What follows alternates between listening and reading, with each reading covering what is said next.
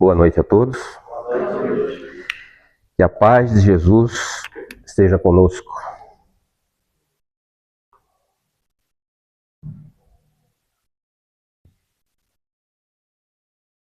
Primeiramente, permitam-me um agradecimento. Agradecimento esse por estar numa casa tão abençoada que surgiu de uma ideia, partindo de um cirquinho, esses grandes amigos aqui, e chegaram a trazer essa casa de luz para todos nós aqui. E eu que conheço esses meninos já há algum tempinho, né, fiquei muito feliz que de um aluguel chegamos aqui, né, Reginaldo? Graças a Deus, né? Bom, o que eu tenho para falar hoje, vocês estão preparados para ficar até meia-noite aí? Bom, o assunto é inteligência artificial e espiritualidade. Eu trouxe esse tema porque eu venho percebendo que as palestras estão cada vez mais ligadas à inteligência artificial. Aliás, hoje, né, basicamente tudo está ligado à inteligência artificial, né? A gente que participa às vezes de algum grupo, seja de trabalho, grupo de negócios, por exemplo, a gente vê que o pessoal está vendendo inteligência artificial para tudo quanto é tipo de serviço, né? Então, hoje, a moda de fato é a inteligência artificial. Mas antes da gente entrar nesse tema, eu gostaria de fazer aqui uma pequena lembrança, trazer uma pequena lembrança, que certa feita eu já falei aqui também em outra palestra, eu acho que ano passado, retrasado, que minha avó era crente. E certa vez ela contou em casa sobre a Torre de Babel. E era uma história interessante, porque eu não sei se todo mundo aqui conhece sobre a Torre de Babel. Que é mais ou menos uma história, vou contar mais ou menos por cima, não vou contar literalmente como está escrito na Bíblia, na Gênesis, mas é mais ou menos uma história que o homem, todo mundo falava a mesma língua, e de certa feita resolveram então fazer uma grande torre para subir até os céus e chegar até Deus. E Deus, vendo aquilo, não permitiu que aquilo acontecesse. Então ele, de certa forma, atrapalhou os idiomas, fez com que cada um falasse uma língua diferente. E aí eles não se entendiam mais para continuar aquela construção e desistiu. Isso está na Gênesis, está na Bíblia. Então a nossa história aqui, ela começa sobre a linguagem. A gente sabe que desde a época dos Neandertais, o homem das cavernas e tal, uns aqui, outros ali, outros lá, acolá, num determinado canto, eles começaram a se comunicar através de sinais, vozes, avisando que vinha um monstro, alguma coisa, e tudo isso foi se adaptando até chegar numa certa linguagem de entendimento. E essa comunicação, ela foi e é uma coisa interessante para todos nós na nossa vida, porque nós precisamos nos comunicar, nós precisamos entender, né, todas as mensagens, entender o que o outro está sentindo e tudo mais. E o que acontece é que, paralelamente, nós tivemos, através de Samuel Morse, em 1837, ele foi o criador do código Morse. Vocês já ouviram falar do código Morse? Começou com aquele espécie de telegrama, né, batendo aquela coisinha, dando sinais, ponto, traço, ponto, traço, ponto, traço. Aquilo eram os primeiros sinais dos bits, que hoje, através da informática, nós sabemos que um byte tem 8 bits, ou seja, uma combinação de 0, 1, 0, 1, 0, 1, 0, 1. E ali, conforme por exemplo, o exemplo de 0, 1, 0, 0, 0, 0, 1, significa a letra A. E o byte tem uma combinação de 2 elevado à oitava potência, que significa 256 bytes. Ali tem uma série de combinações que chega exatamente a tudo aquilo que a gente vai, seja um texto no WhatsApp, uma imagem que você manda via internet, tudo é através dessa linguagem. Aceso e apagado. 01, 0001 e assim sucessivamente. Então é necessário que a gente entenda isso desde esses primórdios. 1837, código Morse, ele serviu para comunicação à distância e serviu também para as guerras.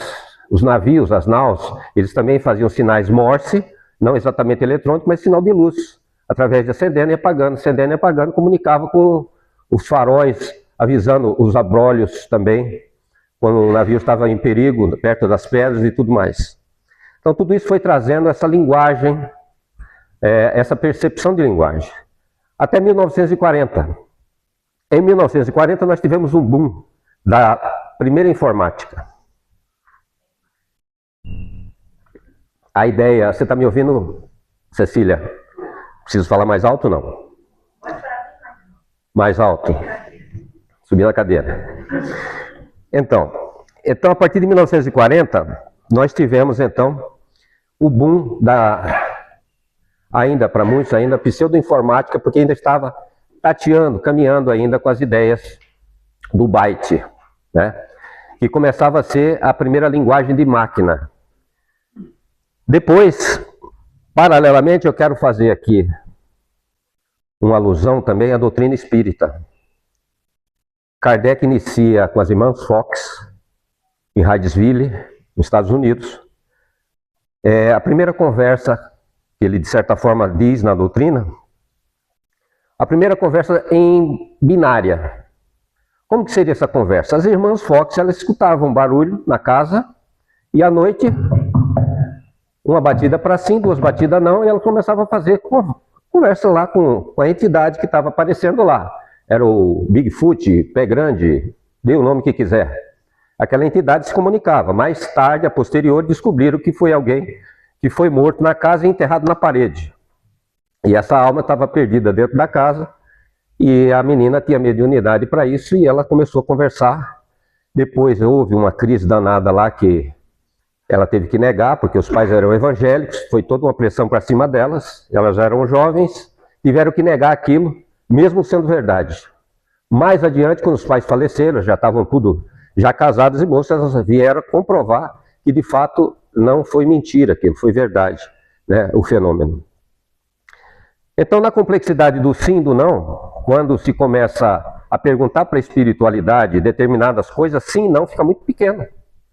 Não dá para ter grandes respostas. Ah, isso aqui, aí vai numa complexidade. E se acontecer isso, o sim e o não dá para responder. Aí vieram as tábuas Ouija, que já é aquela tábua que vai levando, formando palavras através das letras. Nada mais, nada menos também como um código, vai ali se complementando. Mais adiante, Kardec já começa com os médios, já a psicografia falada ou escrita. E aí nós temos todo o compêndio da doutrina espírita, que mesmo assim, o primeiro livro dos médios, depois ele teve uma reformulação que foi 800 e pouco, 900 perguntas e respostas, depois teve uma certa complexidade que ele teve que aumentar e foi para 1000 e tantas perguntas. Então tudo isso vem a colaborar para que nós entendamos que realmente o mundo está caminhando passo a passo, só que numa velocidade em que as pessoas não estão acompanhando.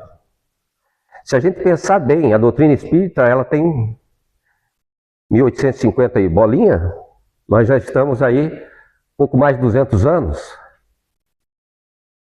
E algumas pessoas ainda não evoluíram para entender a doutrina espírita no seu contexto.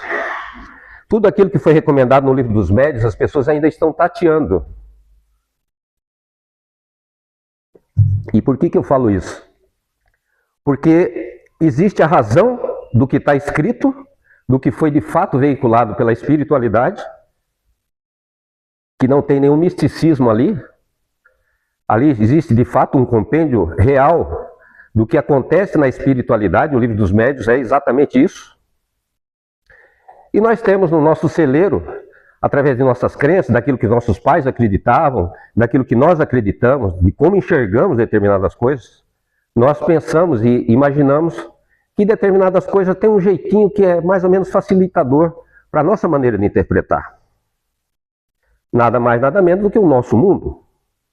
Mas, de certa forma, se nós formos estudarmos mesmo se for olhar com uma visão diferenciada, que não está arraigada a qualquer sabor daquilo que seja uma sugestão, nós vamos começar a entender de fato o que é a doutrina espírita, verdadeiramente falando. E nessa sequência nós tivemos também uma questão binária, que é a questão da transcomunicação. É algo que não deu certo, alguém pode ser um pouco aficionado a essas questões, mas não deu muito certo. Tentaram fazer com que a espiritualidade se comunicasse através de computadores, através de ondas de rádio e tudo mais, mas só captaram, na verdade, alguns sons, alguns barulhos, sem o menor sentido coerente, vamos dizer assim. Agora, se você está sujeito a acreditar em alguma coisa, você vai acabar ouvindo e acreditando e vendo fantasmas, vai ver mulas sem cabeça, você vai ver um monte de coisa. Depende daquilo que de fato você está querendo ver, né? Então, essas coisas a gente tem que começar a entender de uma forma bem clara. E a inteligência artificial, através da questão da linguagem, ela tem trazido para nós aí um conhecimento que está à nossa frente, porque como é que acontece isso? A partir dos meus anos 1980, 80 e alguma coisa, começou os primeiros PC-ROM, que você começou a ter acesso aos primeiros DX4 com 100 MHz, com 4 GB de memória, e a gente achava que aquilo era uma maravilha, é uma verdadeira evolução. Se ligava na internet, era aquele barulho, e daqui a pouco entrava na internet, e aí você achava que era um sucesso. Ah, minha nossa, 2 horas para aparecer a tela do Google. E a gente achava que aquilo tudo era um sucesso. Nossa, que vantagem a nossa, né? Que maravilha. Hoje, né, os computadores realmente avançaram, né? Nós desenvolvemos a programação de certa forma. E aí as pessoas vão pensar em termos de oráculo. Ora, o oráculo era nada mais nada menos do que médios da antiguidade, que as pessoas iam fazer consulta para saber se ia ganhar a guerra, se ia morrer, se ia fazer isso, se ia acontecer aquilo. Hoje nós temos um oráculo eletrônico, que nada mais é do que a inteligência artificial. É o nosso oráculo. Muita gente, tá, até descaradamente, eu tenho história de advogados aí, que tem o seu escritório, que pediu para uma estagiária fazer uma tese lá, ela foi lá na inteligência artificial, pediu a tese de advocacia que ela queria fazer, e aí ela não teve nenhum capricho de fazer alguma coisa, dar uma pincelada ali, ela, do jeito que ela colou lá, a inteligência jogou, ela jogou lá para a patroa dela, ela olhou e falou, foi despedida, ué. Nós temos que entender o ponto da ciência e de sua evolução. Infelizmente, a mensagem do Cristo, no que se refere à moral, nós estamos estagnados ainda. Porque nós ainda somos vítimas de muitas coisas. Somos vítimas da nossa família, somos vítimas de uma situação de preocupação que estamos passando, somos vítimas disso, vítimas daquilo. E vivemos uma época de vitimismo, onde tudo faz sentido ser vítima. E a construção? E a nossa responsabilidade diante de nós mesmos? Porque aqui não significa dizer que nós temos que ser bonitinhos para ser melhores, para alcançar o reino de Deus. Nós precisamos trabalhar e precisamos entender que quando nós fazemos alguma coisa pelo nosso próximo, seja ele quem for, pode ser um vizinho mal encarado, pode ser o irmão dentro de casa, pode ser a mãe, pode ser o pai, pode ser qualquer um, desde que esteja próximo. É um dever nosso trabalhar para o bem. Porque quando fazemos o bem para alguém, nós estamos fazendo o bem para nós mesmos. É isso que mais recomenda a doutrina. É disso que nós temos que pensar e falar e sairmos daqui cada segunda-feira que escutamos uma palestra, sairmos imbuídos desse amor verdadeiro. Não adianta chegar no centro, oi, tudo bem? Dá uma risadinha, dá um abraço. Mas dentro de casa as coisas estão lá de uma certa forma difícil. A gente tem que trabalhar por isso. E esse trabalho ele é tão íntimo que só diz respeito a nós mesmos. E nós não podemos enganar a Deus. Nós só nos enganamos mesmo, a nós mesmos. E é por isso que é necessário trabalhar. E aí a contribuição da ciência em relação às IAs. A IA, ela é no sentido lógico. Como é que foi criada as IAs? Nada mais, nada menos do que uma programação como o Windows, sistema operacional, como o Mac.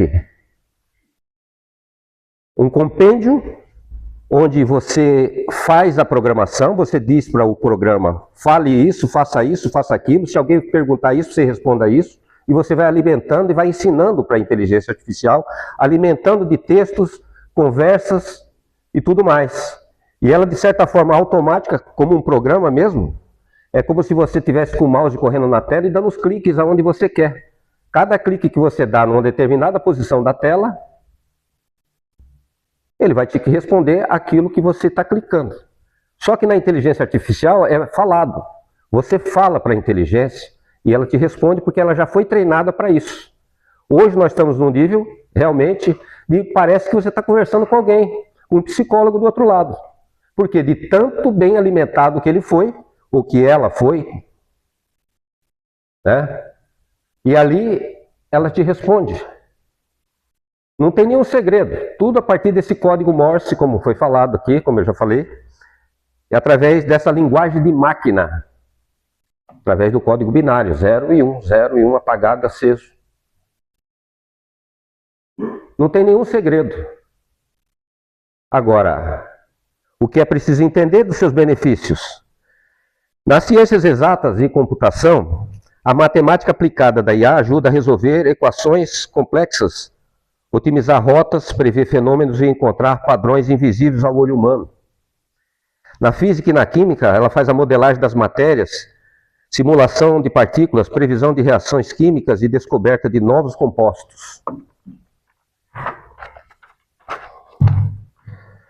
Nas ciências biológicas e saúde, diagnóstico médico assistido. A IA analisa exames de imagem, raio-x, tomografias, ressonâncias com alta precisão. A descoberta de medicamentos, plataformas de IA simulam interações moleculares, acelerando pesquisas que levariam décadas. Na genética, ela analisa genomas, identificação de doenças hereditárias e personalização de tratamentos. Cirurgias assistidas, robôs cirúrgicos controlados com auxílio de IA permitem cortes mais precisos e recuperação mais rápida.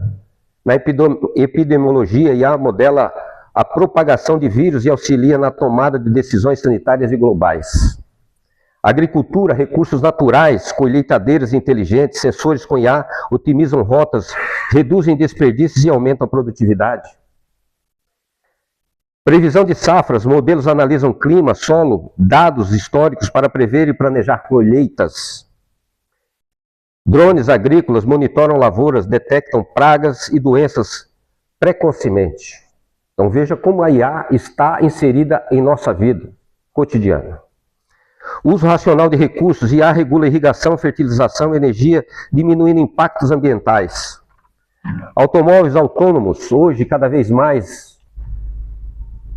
Aqui no Brasil, talvez um ou outro, porque no Brasil sempre as coisas chegam depois, mas na Europa principalmente já tem carros tranquilamente. Nos Estados Unidos, você entra, o carro está dirigindo sozinho. Você senta no Uber, não tem motorista, né? A avaliação de pilotos automáticos avançadas, manutenção preditiva e controle de tráfego aéreo com IA. Trens e metrôs inteligentes ajustam velocidades, economizam energia e reduzem falhas humanas. A indústria e produção. Automação inteligente, robôs industriais com IA adaptam a mudanças de linha de montagem sem precisar de reprogramação manual. Isso a gente já sabe faz tempo na indústria automobilística, que é ela que mais vem desenvolvendo as IAs. Manutenção preditiva. Máquinas avisam quando vão quebrar, evitando paradas não planejadas. Você já pensou, você tem um carro e de repente de manhã você vai dar na partida, ele avisa, ó, precisa completar o óleo. Não precisa mais se abrir o capô para ir lá medir o óleo. Ele já está avisando para você o nível do óleo. Olha, precisa completar esse óleo aqui. Ou o motor está para fundir, a correia dentada está na hora de trocar. Tudo isso vem facilitar a nossa vida. O pneu já furado pode ser também, né? Pois é, então por aí vai. Então a IA realmente vem contribuindo cada vez mais em nossas vidas, cada vez mais inserida. Defesa e segurança, exploração espacial. Satélites com IA analisam imagens na Terra em tempo real, detectando incêndios, desmatamentos ou movimentos militares.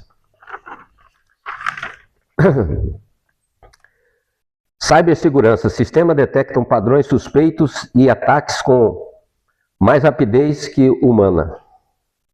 Exploração espacial, IA, guia sondas, robôs em ambientes extraterrestres como Marte e sem intervenção constante da Terra. Bom, e aqui nós temos aqui uma série de coisas, pesquisa e filosofia, comunicação, informação e mídia. Isso aqui é interessante, tradução automática, IA permite comunicação entre idiomas instantaneamente. Ou seja, você fala um idioma, o outro fala, põe um fonezinho, você conversa na sua língua, o outro responde, porque ele entende, já traduzido lá, ele está já falando a língua dele também, e a IA já traduz imediatamente. Tudo isso só vem colaborar com assistência à nossa vida através da comunicação, que a gente tem o histórico lá da Torre de Babel, que é nada mais nada menos do que uma história inventada. Precisava se falar alguma coisa e colocar aquilo lá na Bíblia, né? Bom, é a tal da filosofia. Ferramenta de reflexão, auxilia cientistas, filósofos e líderes a pensar sobre o futuro da humanidade. Pois é. Agora nós vamos ver a reação diante de tudo isso. Comunicação, informação, mídia. Ora, base cultural e cognitiva da população. Pré-letramento e deficiência educacional. No Brasil, a maior parte da população é funcionalmente analfabeta. Lê, mas não interpreta corretamente e tem dificuldade de redigir com clareza. Consequências práticas. Manipulação por fake news, discursos rasos e algoritmos, baixa capacidade crítica frente a tecnologias, dificuldade de adaptação ao nosso mundo digital, que exige interpretação, síntese e raciocínio. IAs, nesse contexto, amplifica a velocidade da informação, mas não se garante qualidades. Plataformas de recomendação reforçam bolhas cognitivas. O conhecimento disponível nunca foi tão vasto, mas a capacidade média de interpretação não acompanhou esse avanço. Ou seja, o progresso tecnológico sem o progresso educacional cria-se uma sociedade de eco, onde poucos produzem pensamento e muitos apenas repetem sem compreender. É o que nós estamos vendo hoje em dia. Muita informação, muito assunto daqui e dali, mas você vai pegar, não tem conteúdo. Basta vocês, por exemplo, dar uma olhadinha no Google, lá naquela parte de mensagem, que tem sempre uma reportagem falando sobre uma coisa, é uma mensagenzinha corriqueira. Eu estou cansado de ler aquilo, falo sempre para a minha Luciana ali. Ué, mas parece uma matéria tão interessante, tem uma chamada bem elaborada, na hora que você vai ler um textinho desse tamanho que diz, começa do nada e termina no não sei. Né? Agora você veja o negócio da carta, saiu uma nova lei, você vai ver o negócio da carta, está falando nada com nada. Então, assim, ficou brincadeira isso. A gente que é um pouquinho mais idoso, né, da faixa dos veteranos aqui, a gente que na escola tinha que saber responder, a pergunta ali você tinha que escrever a resposta. Hoje é tudo no xizinho, né? Foi isso, a gente coloca 4 opções, mais ou menos verdadeira ali. Quer dizer, você fica alheio à interpretação, a entender de fato as coisas, né? E esse sistema educacional, nós precisávamos realmente rever isso, melhorar a qualidade, colocar as pessoas para ler um pouco mais, porque a leitura de fato ela avança a nossa inteligência, a nossa capacidade intelectual, que realmente está estagnada. As pessoas hoje em dia, você vai fazer uma entrevista qualquer numa rua, perguntar sobre qualquer coisa, as pessoas não têm o mínimo de...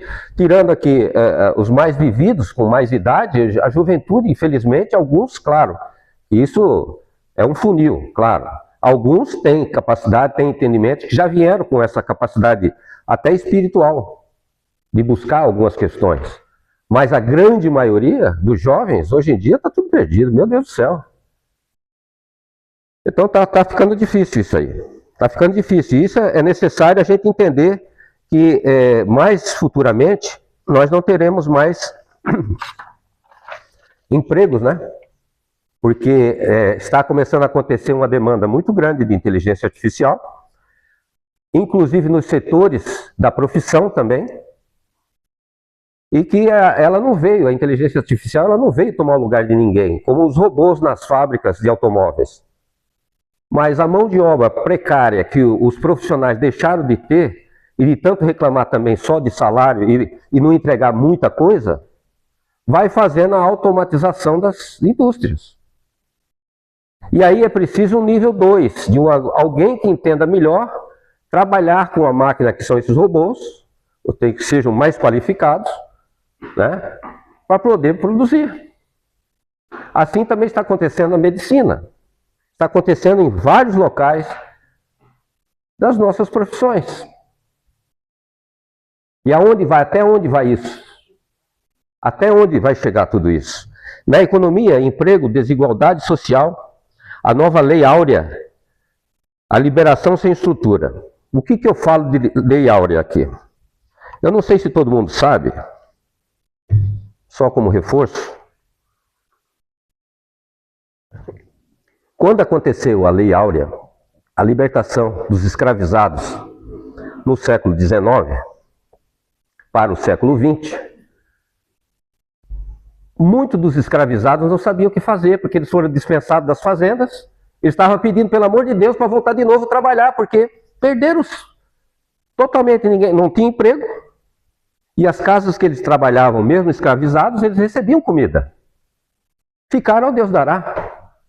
Ou seja, nós temos que tomar cuidado e ter consciência do que nós estamos fazendo, para que isso não seja uma coisa também que vai avançar a tal ponto, porque muita gente vai falar, mas a inteligência artificial veio aí e agora está tomando o lugar das empregadas domésticas, porque agora já tem aspirador inteligente. Daqui a pouco tem máquina de lavar inteligente. Tem mais não sei o que, mais não sei o que lá. Ué, tudo faz parte de um ciclo, mas é preciso que haja verdadeiramente o interesse humano de dar emprego e que as pessoas também não só recebendo o emprego, mas também que se aperfeiçoem para se melhorar. Porque é mais ou menos tipo doutrina espírita ou igreja evangélica. As pessoas só ficam falando lá da época de Moisés. Ora, nós estamos hoje, 2005. Moisés já foi, gente. O que nós vamos colocar isso em prática hoje em dia? Muita gente aqui sabe das consequências da espiritualidade. Os espíritos estão aqui, ó, batendo em nós, está cheio de espíritos desencarnados e encarnados que são vocês aqui, e eu estou aqui falando. Mas qual a consequência disso tudo? A responsabilidade nossa, íntima de cada um. Tendo que fazer o nosso melhor. Todo dia, quando a gente levanta, façamos uma oração. Obrigado, Senhor, por mais um dia. Eu sei que esse dia vai ser difícil na minha vida. Eu sei que vou ter que ser tolerante, vou ter que ser paciente. Nem toda hora eu vou ser paciente. Uma hora eu vou estar nervoso, uma hora eu vou praguejar, outra hora eu vou chutar. Mas o Senhor me dê a consciência de que eu possa fazer as coisas que realmente interaja e que faça com que eu seja um exemplo de bondade, de amor. Deus não quer perfeição, Ele quer que nós nos aperfeiçoemos. É como o amor, a vida de casal, como dizia meu amigo Flávio aqui na sua palestra. A gente tem que se aperfeiçoar um com o outro. Família é exatamente isso. Nós não podemos perder a identidade das nossas famílias. Não podemos perder o carinho. Nós precisamos trabalhar por isso. Eu sei o quanto é difícil. Quem falou que conviver é uma coisa fácil? Não é fácil. Se fosse fácil, a gente não estava aqui. Talvez a gente estivesse em outros mundos. Mas nós já alcançamos a capacidade humana. Nós saímos da capacidade de ser animais. Só animais que refletem, mas que não raciocinam. Nós alcançamos o raciocínio. Mas com ele veio o prêmio da ação e reação. A partir do momento que nós alcançamos o raciocínio, tudo tem consequência na nossa vida. Tudo aquilo que nós fazemos tem Tem ida e tem volta. Pode fazer o que você quiser. Tem consequências. A doutrina espírita nos ensina que a nossa vida tem consequências morais. E é nisso que nós precisamos trabalhar. Moral ninguém fala mais. O mundo não fala mais de moral. O que interessa para nós é ganhar dinheiro, estarmos bem na fita. Pouco interessa o outro, se está morrendo de fome, se está isso, se está aquilo. O nosso vizinho está incendiando a casa, está pouco me lixando. O que interessa é estar bem na vida. Fazer parte de uma sociedade minúscula, onde tem alguns que estão dando risada, está tudo bem, está com seu carrinho elétrico, carro bom, carro novo, grande apartamento, morando na melhor parte de São Paulo, sei lá eu, final de semana vai viajar. É isso que todo mundo quer. É tão comum. Mas e a paciência? E aqueles nossos irmãos que estão no hospital? Aquele que está acamado, aquele que precisa de um consolo, que precisa que nós estejamos só perto dele, como disse a deusa Samu, quando fala, eu estou com medo, basta a gente dizer, não tenha medo, eu estou aqui. É disso que nós precisamos, de amor. E esse dia maravilhoso hoje, dada a mim como prêmio de poder estar aqui falando, eu sou um observador sobre essas questões da vida, as questões sociais da nossa família principalmente. Eu sou muito família, eu adoro família, mas é uma pena que todas as famílias vieram com seus problemas, porque nós somos espíritos individuais. Não adianta você dizer, ah, é meu irmão, mas o irmão às vezes é uma ovelha negra. Só nasceu do seu lado ali para te testar. Pessoa extremamente difícil. Quem não tem problema em família? Quem não tem problema em família? Pois é. Mais uma vez, nós temos aqui no Brasil uma população de mais ou menos 230 bilhões de habitantes. Milhões, não foi bilhões, né? Bilhões quem falou foi outro aí. Sistema educacional desigual e lento na adaptação. Analogia histórica. Não se trata de barrar o progresso tecnológico, mas de evitar um novo abismo social causado pela má distribuição e oportunidade de renda. É isso que nós temos que observar. Infraestrutura tecnológica, o impacto ambiental. Essa é uma outra questão. Vocês fazem ideia, quando você faz uma pergunta para IA, eu imagino que todo mundo aqui já fez pergunta para IA. Quem já fez pergunta para IA aqui? Vocês sabiam que uma pergunta média que a gente faz para uma IA, ela chega a consumir mais ou menos quase 2 litros de água por perguntinha? Água potável.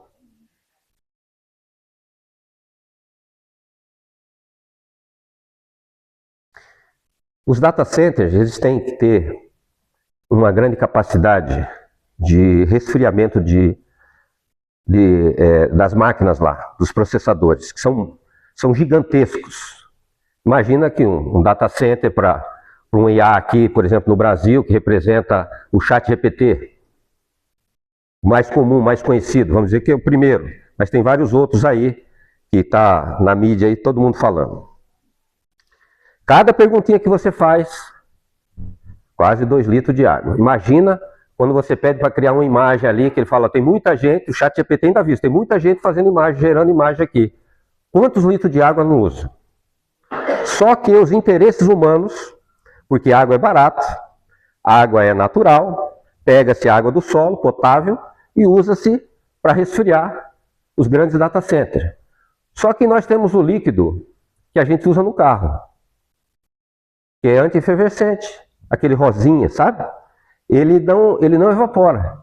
Só que se eles forem alimentar com aquele líquido, fica muito caro e a água é mais barata. Por isso eles usam a água. Aí nós chegamos numa questão ambiental, que é uma outra questão que ninguém está percebendo, mas está acontecendo na nossa vida. Eu vou fazer uma brincadeira aqui e vou dizer para vocês o seguinte. Quantos prédios, aqui em Osasco, por exemplo, Jaguaré, alô Jaguaré? Aqui no Jaguaré, Osasco, Quantos prédios nascem por ano? Eu digo nasce e sobe. Quantos? Pelo menos 5, 6, no mínimo, por ano. O rio é o mesmo. O rio é o mesmo, a capacidade de água natural é a mesma. Ninguém está trabalhando nisso. Aí agora começou uma tal da Sabesp dizer para você, olha, à noite nós vamos começar a fechar o registro para vocês aí, tá bom? Porque está faltando água. E nós vamos ter que dividir. Cada prédio desse que nasce, na minha brincadeira aqui, é no mínimo 60 mil litros de água lá em cima. Para os moradores. 60 mil litros de água, 30 mil, 60 mil, dependendo do tamanho, a complexidade do prédio. E cada dia está nascendo um prédio novo. E ninguém está falando nada. Porque o governo não está falando nada. Ele quer cada vez mais receber naquele mesmo espaço o IPTU, que uma casa pagava, agora ele vai receber por faixa de andar. Olha quanto dinheiro entra na prefeitura e a gente não vê nenhuma melhoria. É o impacto ambiental. Uma outra coisa, plano diretor. Quem que está trabalhando com plano diretor? Osasco, as ruas são finas. Por uma época de 1930, 1960, 70. Nós estamos em 2025, as ruas são do mesmo largura.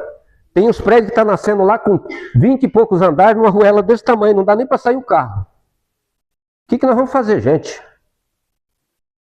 São coisas que nós precisamos interpretar e entender, não é só espiritualidade, tem que estar aí.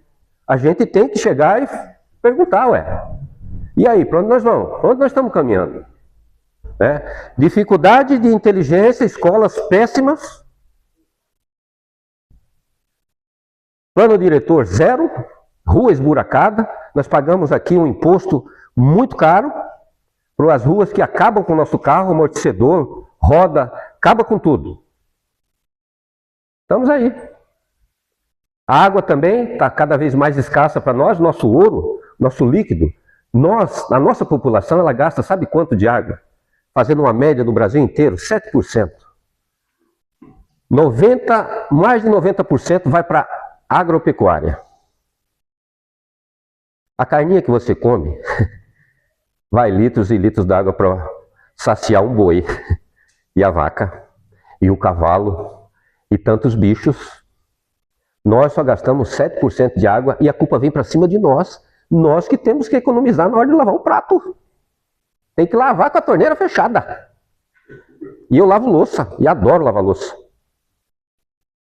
É uma terapia. Eu fico pensando, minha mulher me ajuda. É uma terapia danada. Tá ali. Mas é isso. Então, o avanço tecnológico depende de uma infraestrutura, que, se mal planejada, concorre com as necessidades básicas da população e agrava a crise hídrica e energética. Porque a água também, as nossas usinas são através da água, né? Há alguns anos atrás, eu acho que 2014, 2015, nós tivemos uma crise hídrica, todo mundo comprando caixa d'água no depósito para aumentar a capacidade de água em casa. Vocês lembram disso? Eu mesmo comprei, uma caixa está lá em cima, lá, da nossa laje lá, até agora eu não liguei ela, mas vou ter que ligar uma hora dessa aí. 1.000 litros não dá mais para casa, você tem que colocar pelo menos 2.500 litros, porque nós estamos numa grande concorrência. E eu não sei o que vai acontecer conosco mais futuramente. Então tudo isso são coisas que a gente tem que pensar, que a gente tem que analisar, dentro dessa estrutura e dentro da nossa própria espiritualidade. Alguém falou alguma coisa? Bom,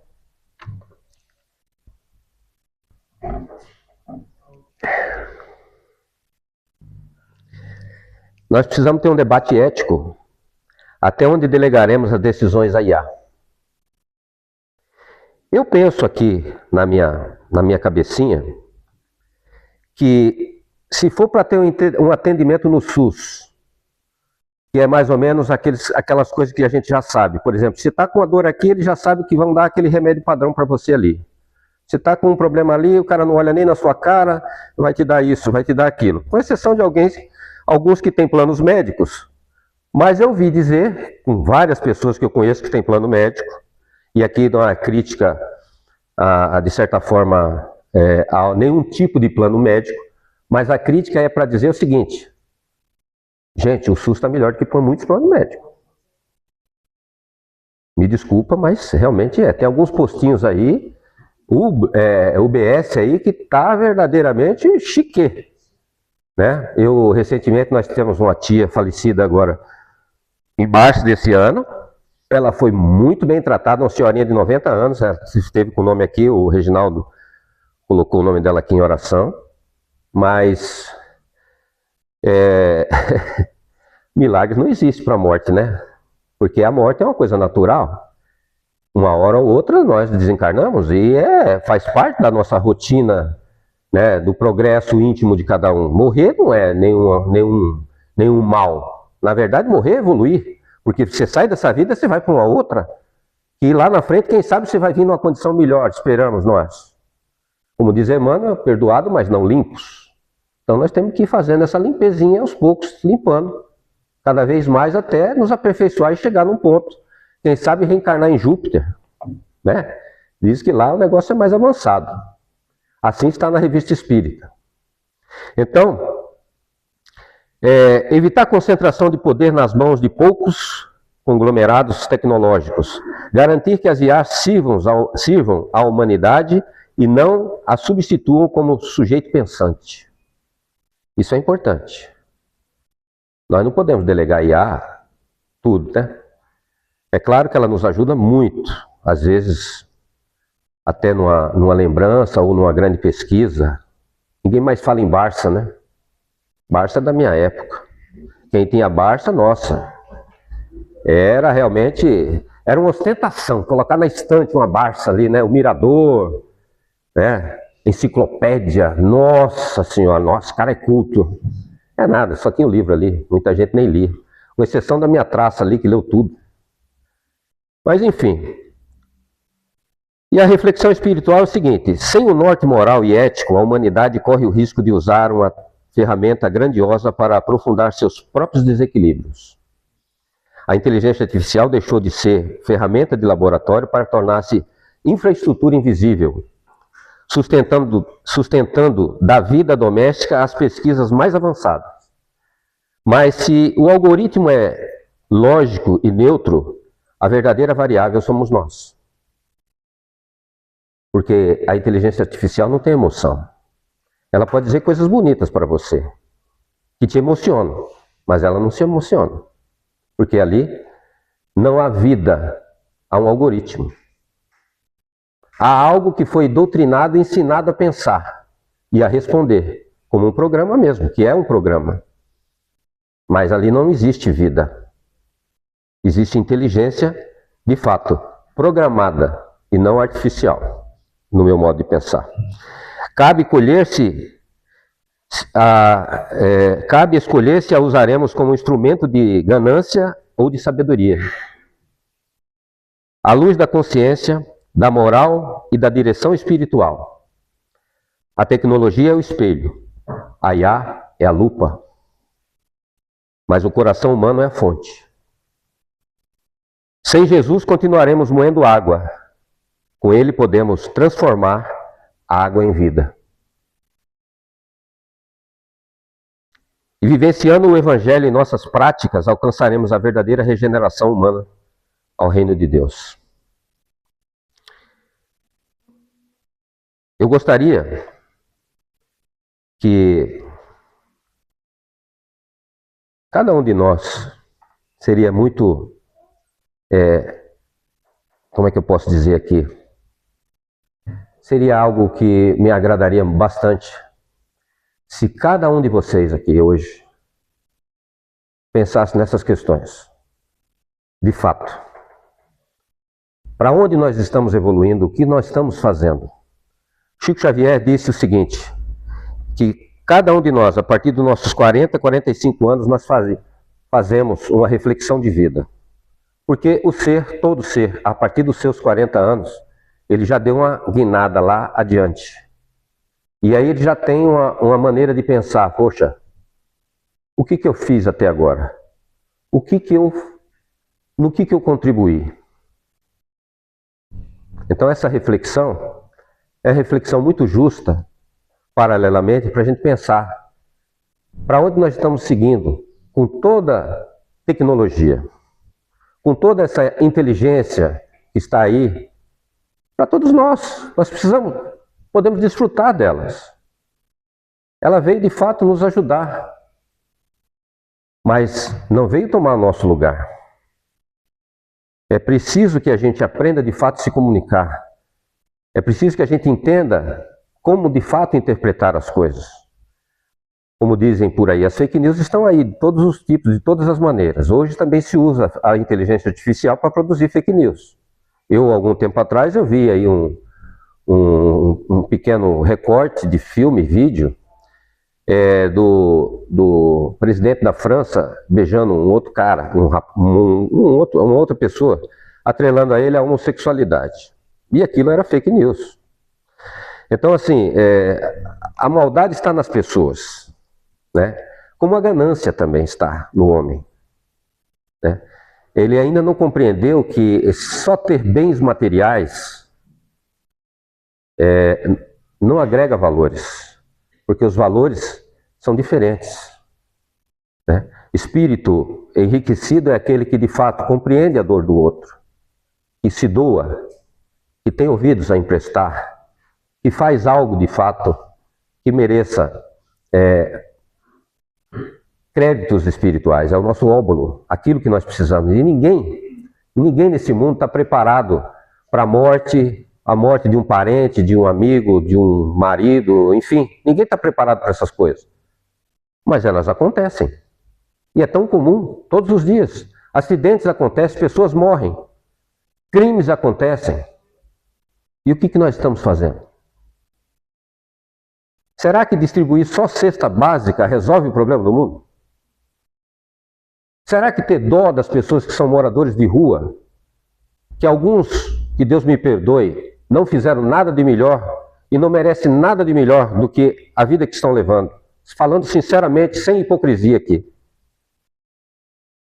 Porque a pobreza não é doença. Cada um de nós podemos nascer em vários estágios, passar fome, necessidade, mas Deus nos deu uma coisa chamada inteligência e todos nós podemos trabalhar para melhorar de vida. Saímos de uma palhoça e vamos para uma favela. De uma favela saímos para um cantinho, uma casinha melhor. Da casinha melhor nós vamos partir para uma casa maior, ampla. É aí que está a essência da vida. E não ficar reclamando no canto, pedindo a Deus. Eu tinha uma dificuldade enorme no Ceará de Jesus quando eu trabalhava lá. Era na distribuição de cesta básica. Deus me perdoe. As pessoas faziam fila para buscar cesta básica. Alguns rapazes com uma situação realmente terrível, pegavam a cesta básica, ia lá na frente, abria a cesta, pegava o que queria, jogava o resto fora, ia trocar por droga.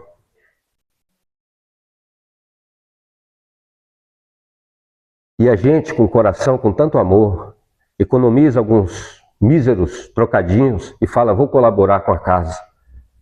Compra uma cesta básica, traz até a casa.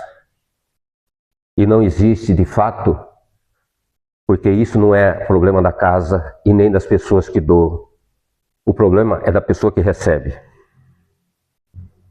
Certa feita, Chico Xavier estava distribuindo um dinheirinho e a cestinha básica. Ele dava lá em Minas, no seu centro. E de repente entrou numa fila uma senhora, que um ajudante disse, Chico, olha, aquela senhora ali, ó, ela não precisa daquilo. Ela tem casa de aluguel e está na fila. Eu vou lá falar com ela. Chico segurou, não vá.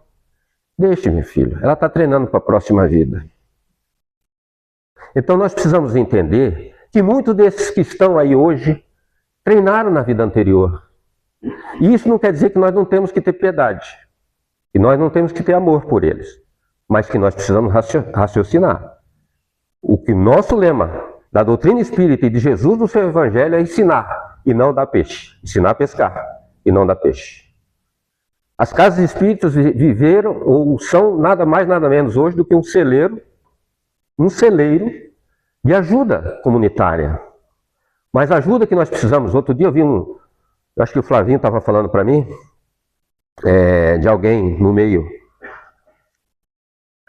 da comunicação, falando sobre as casas que nós precisamos auxiliar mais as pessoas olhando no olho. As pessoas estão psicologicamente necessitadas de uma boa conversa, de uma boa orientação. Que nossas casas estejam todas abertas para dar esse auxílio, essa boa conversa, esse entendimento, porque a doutrina espírita é exatamente isso. É esse crescer e essa evolução para ensinar as pessoas a caminhar com suas próprias pernas. Nós podemos ajudar sim, como todas as religiões procuram fazer, mas fazer isso de fato, verdadeiramente falando, com o coração e com muito amor. Que Jesus nos abençoe e que essa lição fique no nosso coração na forma de raciocínio, para que cada um de nós, de fato, possamos fazer o nosso melhor a cada dia. Muito obrigado.